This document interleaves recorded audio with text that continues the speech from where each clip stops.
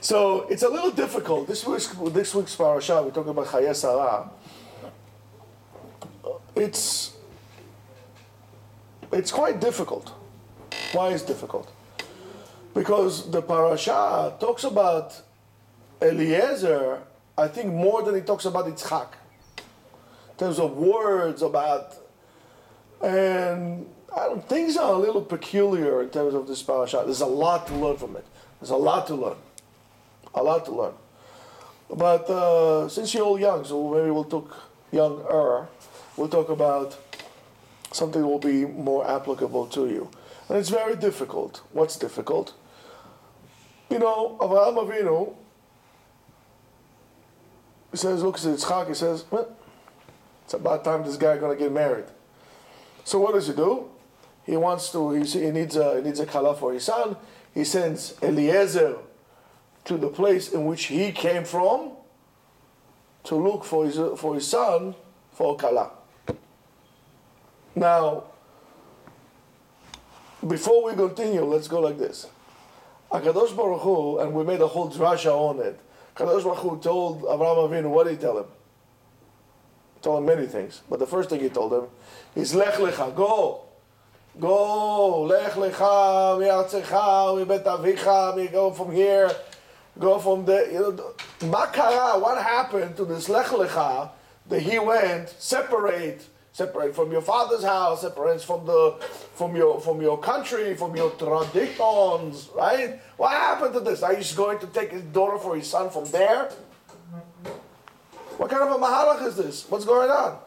It does not make sense. And out of all places, you know what's the quality of this place that you came from. It's makom avodah zarah. What are you thinking? What are you thinking? To go to look for your son, a kala, from a place that is infested with idol worshipping? I don't know. Either something happened to him or we don't understand. It just does not make sense. And of course, when things don't make sense, we need to pause and we need to look at them in a different way, because we usually examine things either by just going over what somebody else said and we think that we paid our dues, or we just said, I don't understand, just move on, doesn't make sense, or come up with some excuse. However, anything in the Torah has to say something to you. There is a spiritual lesson, and we are therefore, since we don't understand that, means that we don't examine it in the appropriate manner. We don't examine it right. Now, Avraham Avinu is known as the greatest teacher. Avraham Avinu is the educator. So maybe he's trying to teach us something here. Now let's see what he's trying to teach us. Now, Avraham Avinu says the following, or the shiur of Avraham Avinu is the following. Even if you were able to disconnect from your bad habits, everybody has some habits or some things that are bad. Even though you were able to disconnect from them, you're able to break away from your family, somewhere along the line, there is a certain core that enabled you to become what you became. And don't neglect or deny that good core that you can find within your family. People, it happens many times. People, for example, became Baalei Tshuva. Something happens and they decided to become an observant Jews where their family is not. Many times they break all ties with their families whatsoever. And they even resent the fact that they were born to this family. I don't think it's the right thing to do. I mean, after all, somebody somewhere in your family did something good enough that enabled you to come up with that decision to become an observant Jew. So it can't be that bad, because if it was all completely bad, you won't put in tefillin today. You were doing ganja, I don't know, whatever you were doing in the streets. So something in your family is good. Avraham Avinu knows that. He says, am I going to go and find around somebody for my daughter? I'm going into the great unknown. I don't know what's the core, because ultimately that's why you build the persona on a core that is there. I don't know what's in the core of these people.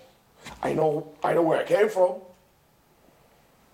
I guess they have something that it's good. You know, sometimes it goes like this, the other one goes like that. But there's something good in that family, and that's what I'm looking for.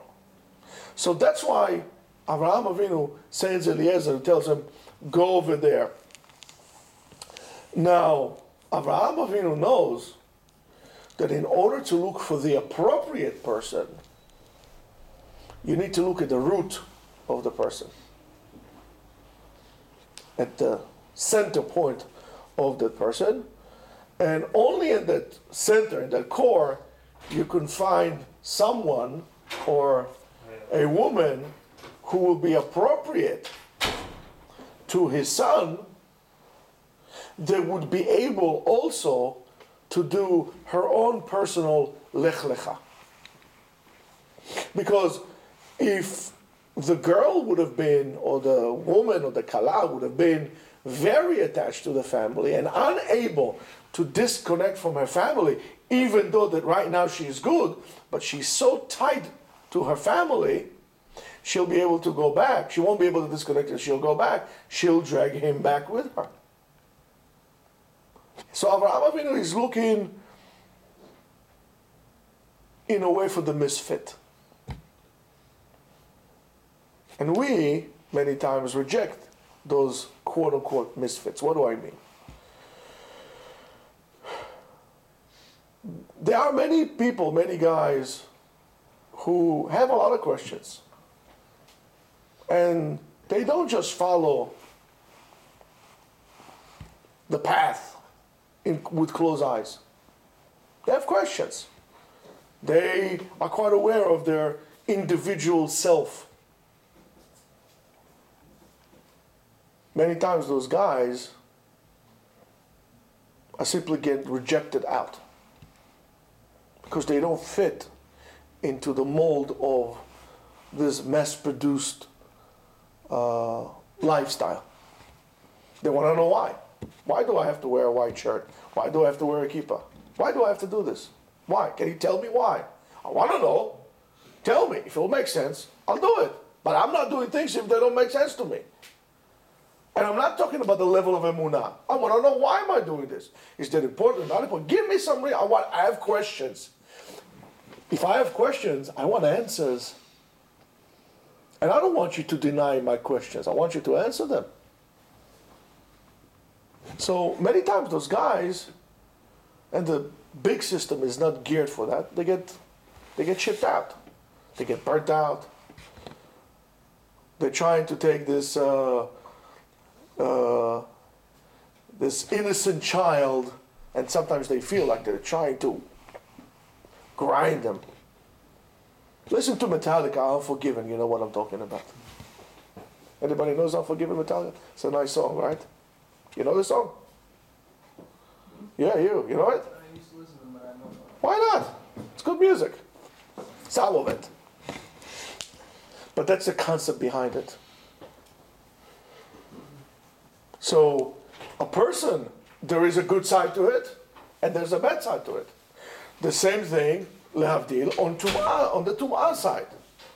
If a person is so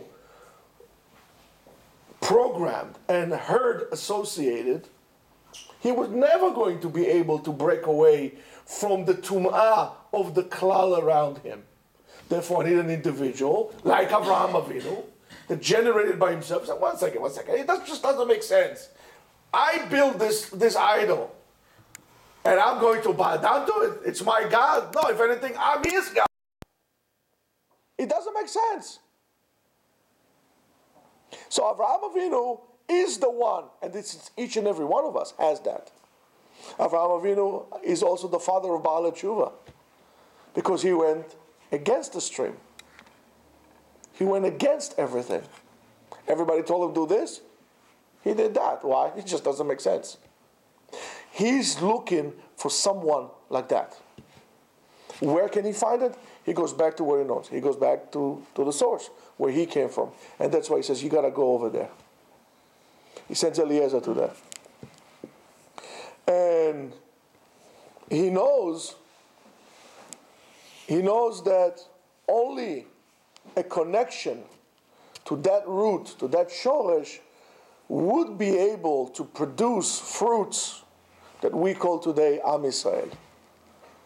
And Jews are always seeking for something. They're always looking for something. They want answers. Look at the discussions that we have in the Gemara. You know how much was written on every pasuk of the Torah? Rivers of words. Thousands and thousands of books. And we're always looking for more, trying to get to the truth. That chibur of Am Yisrael could only happen with two people like that. He needs to go back there. So he knows that there's also has to be other qualities to that. Like, Avraham Avinu was a person of chesed. He opened his tent. He needs somebody like that as well, that her attitude will be of giving. Maybe if you think about it this way, you might understand why intermarriage doesn't really work. Not that the Gentile is a bad person. It just, the grafting doesn't work. It's like I would try to graft a grape with an orange. They're both trees. Actually, one is a vine. But, it just does not work. One I make orange juice, the other one I make wine. I can take different types of grapes, but they all have to be grapes. Intermarriage doesn't work. That's why. The shoresh neshama, the source, the bottom, does not work. It would reject it.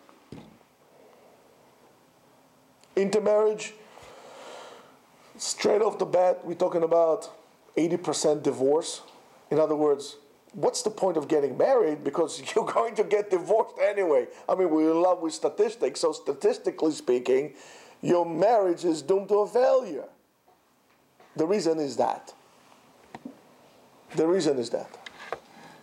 You can't. Either one side goes to this side or the other side goes to the other side. And we need to understand that. That's something that is very, very deep. So Avraham Avinu tells him, he said, listen, go to Haran, go get something. Make sure that the tree in which my son, that tree would not get spoiled. I need somebody who's going to be able to graft it appropriately so it will be able to bear fruit. So he tells them, listen, go to Haran. He goes to Haran. However, it's very strange. Avraham Avinu doesn't tell him she needs to be 1, 2, 3. He gives them a whole list. He gives her a resume questions. Like you guys do. You like this. You like hiking. You are, from I don't know, with TV on, not TV on, pro this. All these questions that they give. Excuse me. Avraham Avinu doesn't tell Eliezer what to do. He said, go get it. And therefore, Eliezer creates this test in which will help him to appropriately designate the right one. And why does it do it? He said, because listen, Avraham Avinu, his ohel, his tent, is all chesed oriented. That's the big thing by Avraham Avinu. Gomel chasadim. So I need to find somebody who's going to be able to fit into that tent. Otherwise, it's going to be kicked out. So he says, he asked her a little bit of water, right? He asks her for a little bit of water, and he wants to see her attitude. Attitude is a big thing. Why? If somebody comes and asks you to do him a favor, and you do it because you have to, it looks like it. It feels like it. How nice it is when you see somebody who is, let's say, trying to change the wheel of his car, he has a flat tire, somebody pulls up and says, hey buddy, you need help? I don't know. It's heartwarming to me. I feel, at that moment, when I see something, I feel good. I feel good. As an observer. So that's a good world to be in.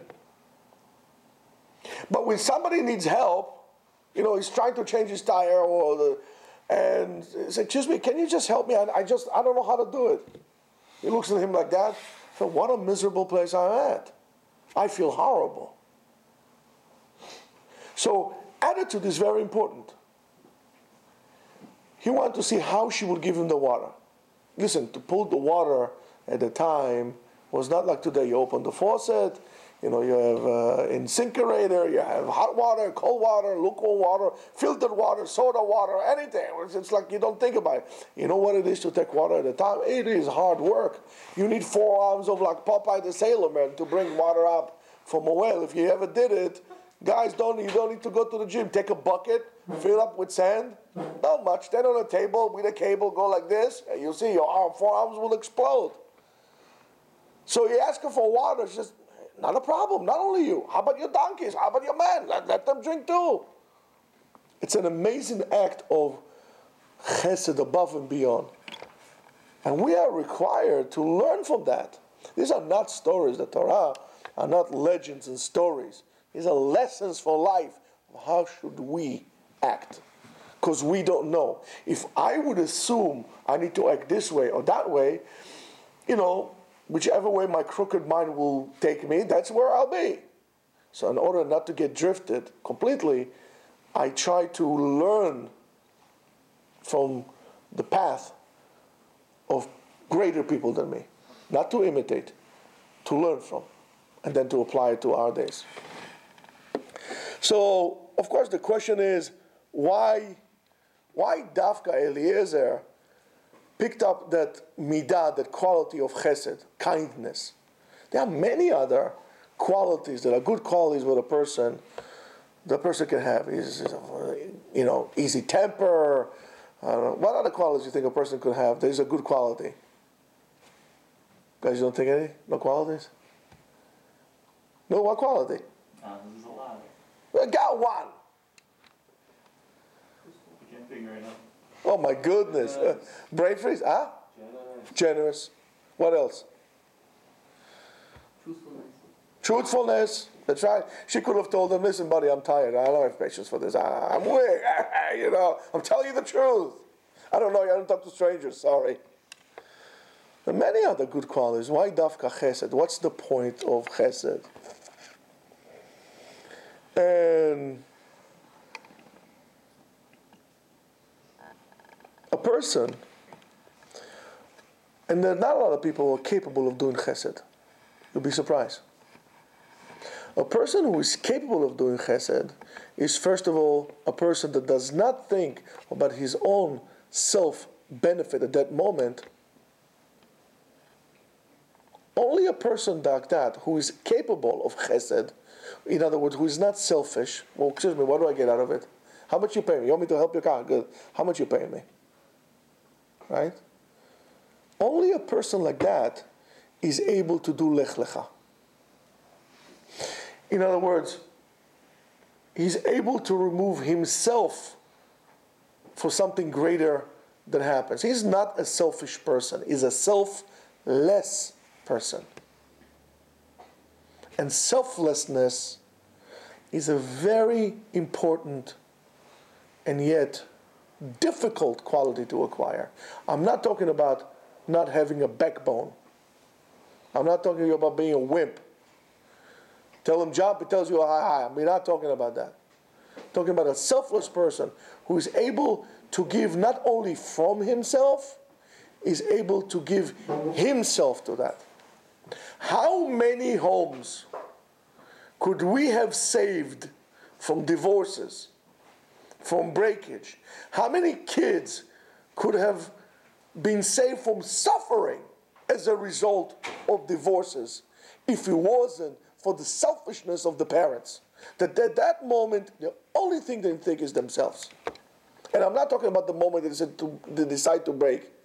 I'm talking about the times and time again that led them to the divorce. Divorce doesn't happen like this.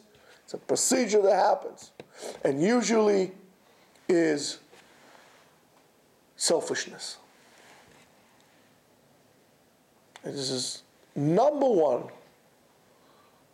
reason for divorce is selfishness. And there's a lot of suffering for a lot of people. And it's something that you don't recover with a kid. You know, as a kid, you don't recover for the fact that your parents divorce. You don't. And it's very difficult. And it's going to be there with you every day. And for years, you would wake up every morning, think about, why did my parents divorce? And then you'll start with your own self-beating and so on and so forth. And you can, for years, you'll do that.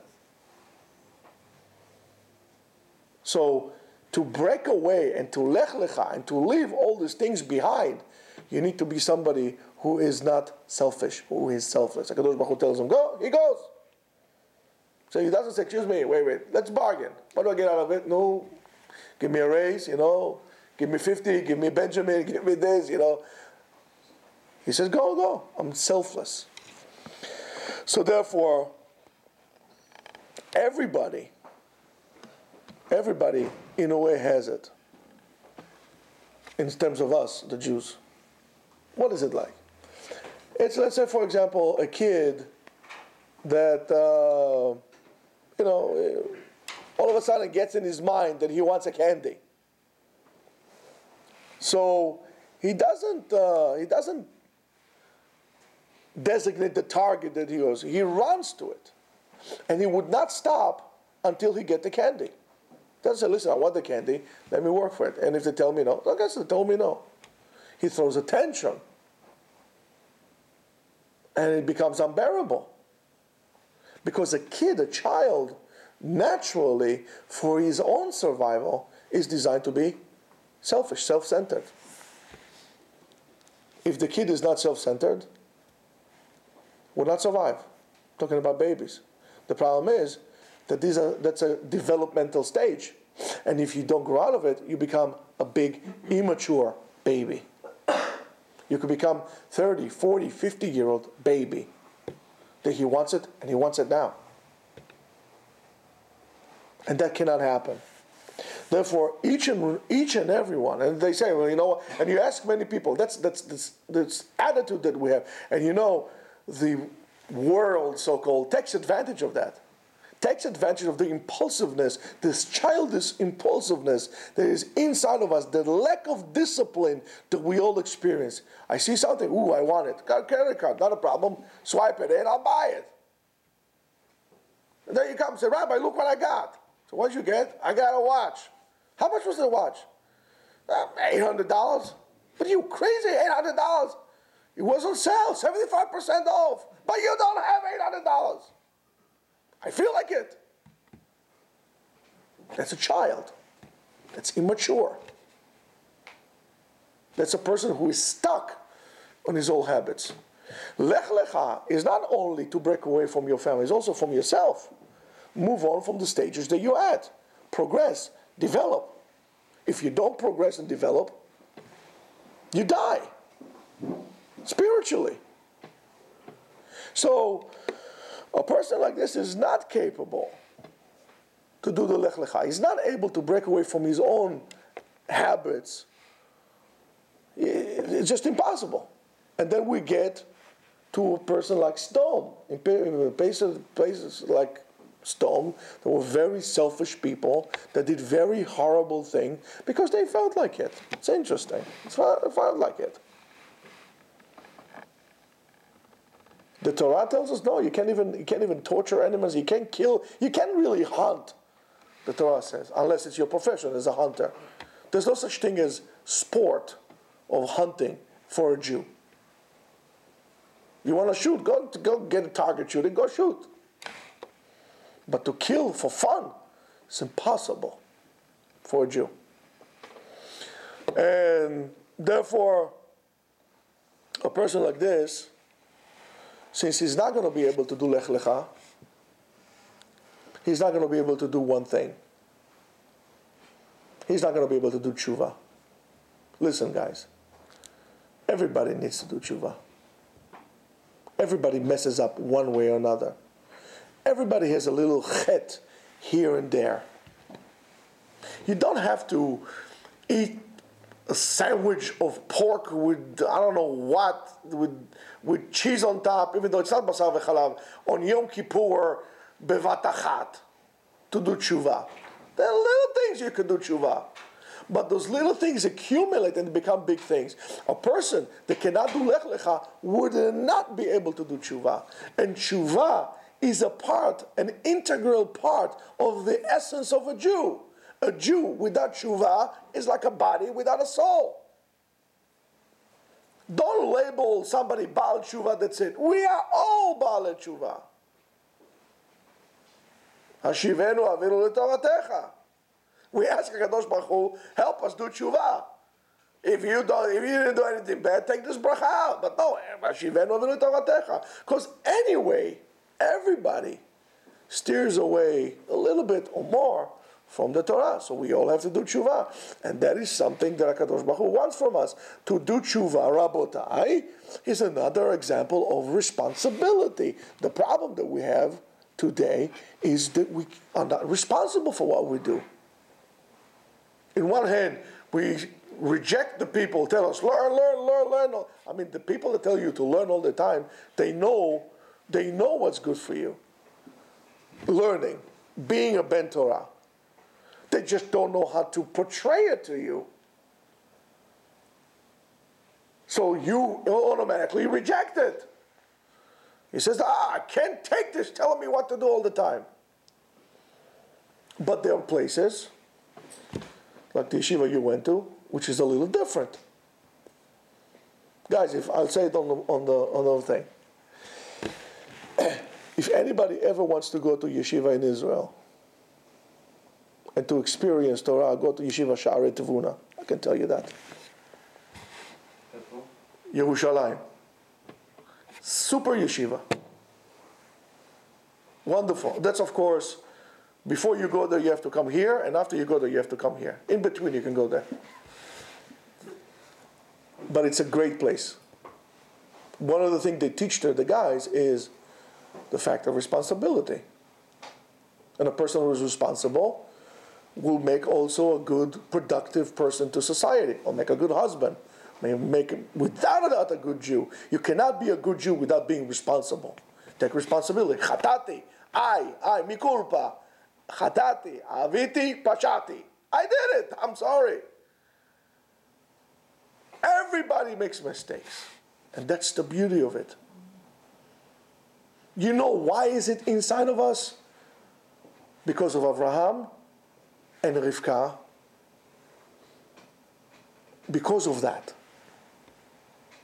Because Abraham Avinu looked for a woman to his son who will be able to detach herself and to be able to take responsibility. And that is a result, Rabotai, of chesed. If you're a person who does not care, you would not be responsible. If you don't care, if you're selfish, you won't be responsible, because if you are selfish, you're absolutely irresponsible.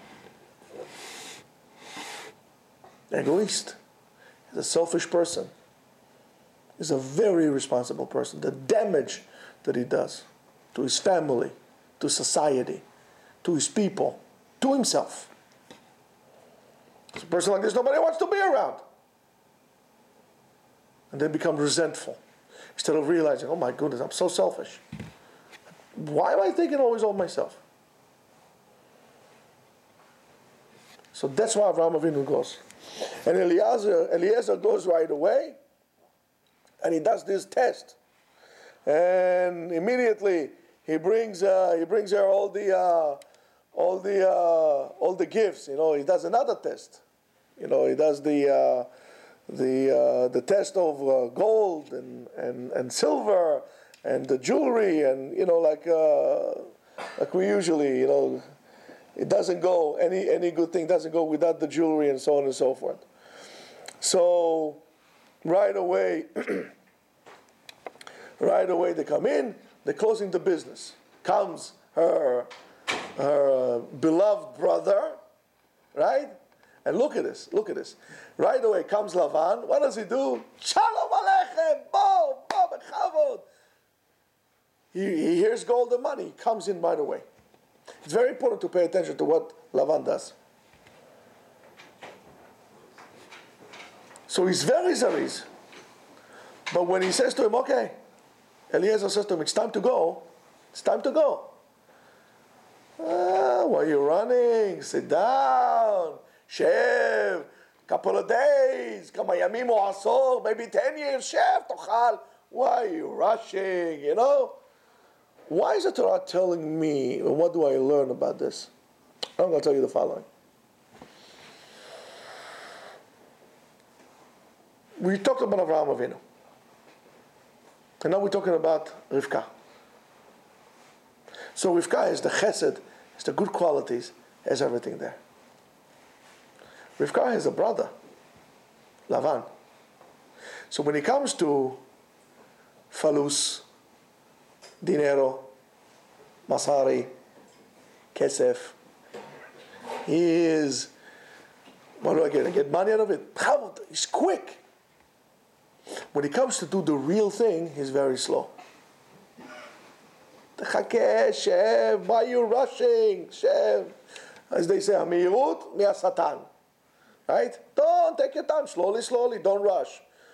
In cases of mitzvah, when you don't rush, that is from the Satan. Slowing down is Satan. Why? Because the Dvar Mitzvah tazuz, you have to run for Dvar Mitzvah. Why am I telling you that? Because as much as Rivka is a part of our Jewish DNA, guess what? Lavan too. We also have a little portion of Lavan in us. And you need to know and examine all the time which part of you is talking.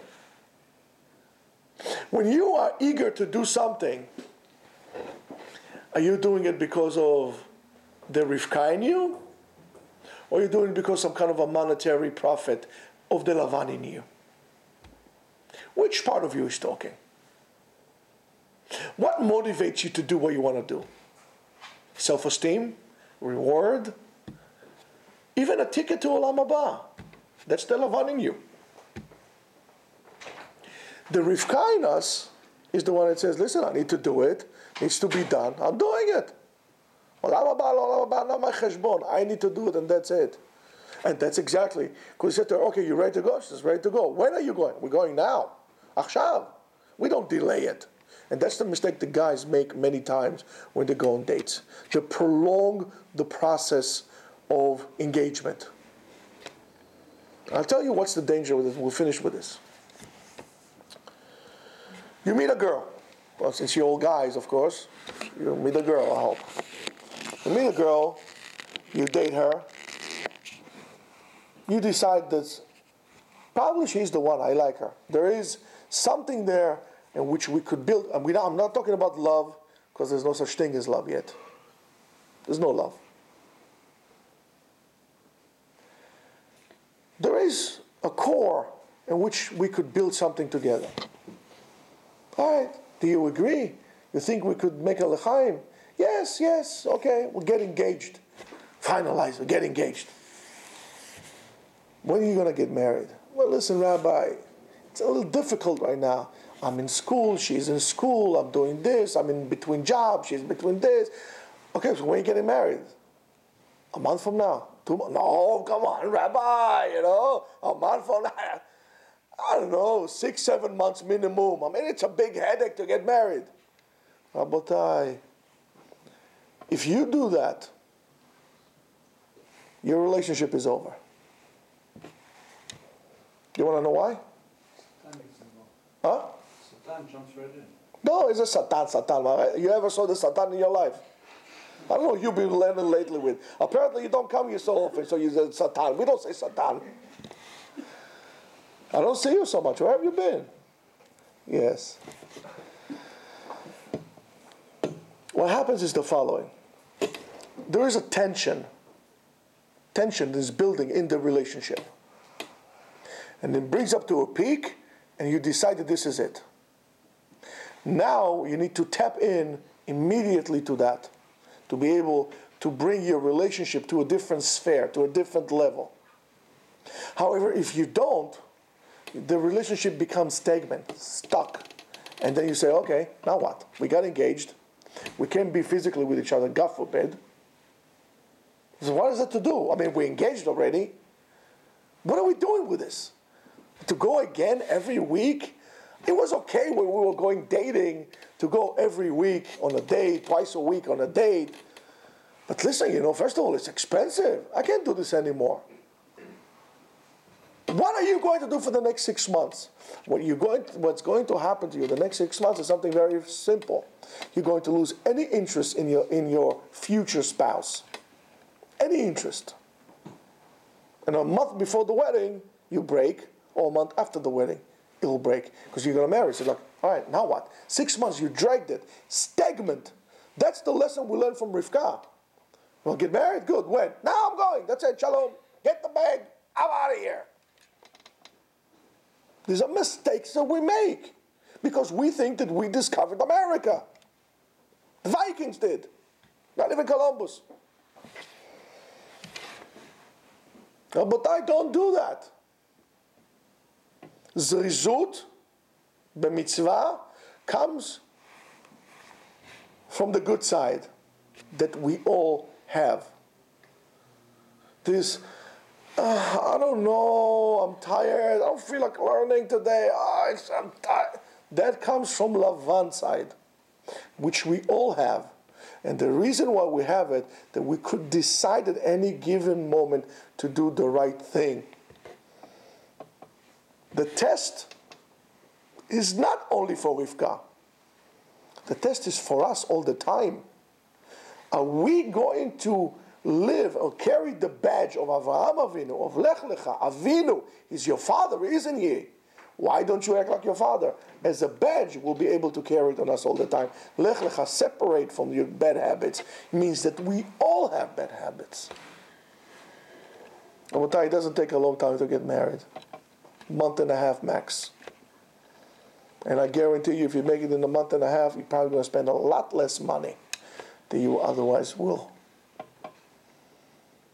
All this cheshbonot that we do in terms of getting married, I'll make a profit out of this, right? I'll make a wedding for $100,000. People will give me $150,000. That comes from the Lavan side. How much money do I get out of it? Oh, Eliezer! Oh, I heard you come in here with a lot of money. Okay, my habibi, my hombre, come to me. That's from Lavan side. It's a yes. You want to marry her? She wants to marry you? It's a yes? Yes, good. A month from now. Shalom. Send the invitations. Month and a half. Max. You know what? Push me, fine. 2 months. No more than that. If you can marry in 2 months, it's not the one or it's not the time. We do this a lot, especially in this issue of marriage. This is this week's parasha. However, it's a crucial thing. But this is for anything. Rabotai, let's align ourselves with the proper attitude. There's not enough chesed that we do in this world. There's not enough kindness. We say everything for us is time is money. Time is money. I don't have time. I can make more money. That's not the cheshbon that comes from Avraham, Yitzchak, Rivka side. That's the cheshbon that comes from Lavan side. What's the big deal to take a little bit of your time and dedicate it to somebody else? What's the big deal? For example, you're all in your 20s and you've seen, I'm sure, quite a lot in your life. And you've seen what it is to be treated not nicely or to be looked down upon and so on and so forth, either by you or by others. I'm sure that all of you come across at least one child who is, let's say, 13, 14 years old, 15, 16 years old, who is experiencing what you had experienced when you were younger at that age. Why won't you dedicate from your time to mentor this child? To help him, to guide him through this, mentoring. So listen, it's not so difficult, relax, let's talk. Don't send him to a shrink, don't send him to the street. Mentor him, help him, give him from your time. You could be a lifeline for a kid that age. To any kid, you could be a lifeline. You could be the make or break of this kid's or this person's life. You want to come to HaKadosh Baruch Hu with something in your hand. What are you coming with? What are you coming with? You ate shashlik. What are you coming with? What is there you have to come? Why are you going to make your life worthwhile living? Give your time. See in yourself, in somebody else, yourself when you were young. Help them. You went through it. You have experience. Help them. Not only me. Let the Rivka inside of you come out. Give from yourself. Don't be selfish. Speak up. You see injustice. Speak up. You remember how you felt when people looked down on you and there was injustice done to you. Speak up. This is what is expected from us. This is the lesson of this week's parasha. And one of them. There's a lot more. I have about another 3 hours to go. But, we have to daven Arvit and have to chulent. But these are crucial points. Our world today is a cold world. It's not a world where we have a community that, if somebody's sick right away, everybody knows and helps, and there is a support system. We all live individuals in individual homes, all ourselves. We are all lonely. We are all alone. The best way to cure a situation like this is to learn to give from yourself. So, Rabotai, I'm really challenging you. Become mentors for people, for young people who don't have it so easy. And just think about that. Now I want to mention something else. Next week, Be'ezrat Hashem, we'll try to probably have a barbecue outside, weather permitting. So, guys, you can come and bring other people with you. And we're trying to do something for Shabbat Chanukah of Mincha, so more details to follow. But that's just as a sidetrack. But really, try to increase the chesed that is done in this community. If you want the community to flourish, if you want the community to be strong, the only way to do so is pure chesed, unconditional selflessness. Not selfishness, selflessness. Give from yourself for the sake of others. That's the lesson that we learn in this week's parasha. Shabbat Shalom.